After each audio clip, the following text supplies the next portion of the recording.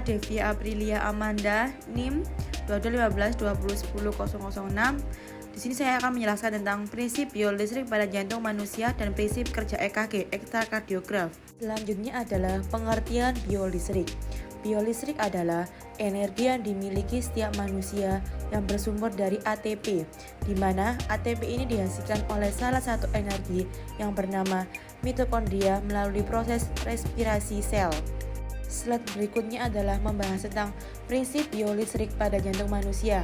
Berikut ini adalah gambar-gambarnya dan berikut ini adalah penjelasannya. Penjelasannya yaitu prinsip biolistrik pada manusia akan selalu menimbulkan perubahan karakteristik yang dikenal dengan istilah potensial aksi. Potensial aksi bisa terjadi bila suatu daerah membran syaraf atau otot mendapatkan rangsangan mencapai nilai ambang. Diawali dengan simulasi spontan, sel-sel membentuk sian atrial SA node atau alat jantung alami. Sinyal listrik dari simpul sianoter SA yang terletak pada bagian atas rabi kanan SA node berdetak secara berkala sekitar 72 kali per menit. Simpul SA ialah yang menimbulkan rangsangan yang menyebabkan jantung berkontraksi dan memompa darah ke dalam ventrikel sehingga terjadi repolarisasi dari atrium tersebut.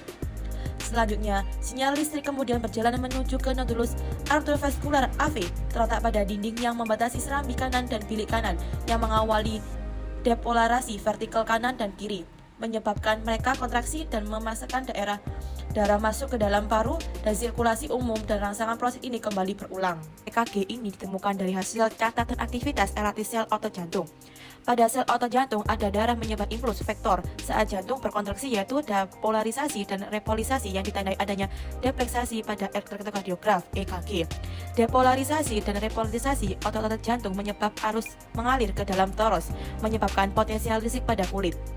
EKG berlangsung singkat, hanya sekitar 5-8 menit.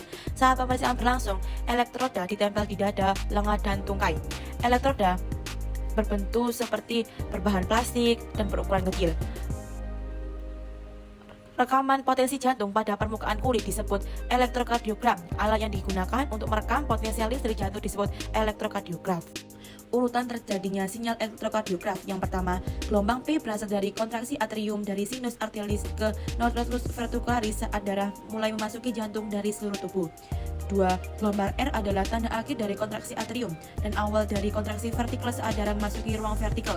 Ketiga, kompleks QRS berasal dari adanya aktivitas kontraksi pada vertikal yang memompa darah ke seluruh tubuh dan merupakan gelombang tertinggi. 4. Gelombang T berasal dari repolarisasi vertikal atau ventricle kembali dalam keadaan istirahat setelah proses pemompaan darah ke seluruh tubuh selesai. 5. Interval PR memandang waktu dari pemulaan kontraksi artikel. 6. Interval RT menunjukkan kontraksi otot vertikal sistole dan interval TR menyebabkan adanya reaksi otot vertikal diastole. Unipolar. Yang pertama, AVR bila kutub positif dihubungkan dengan kutub kanan.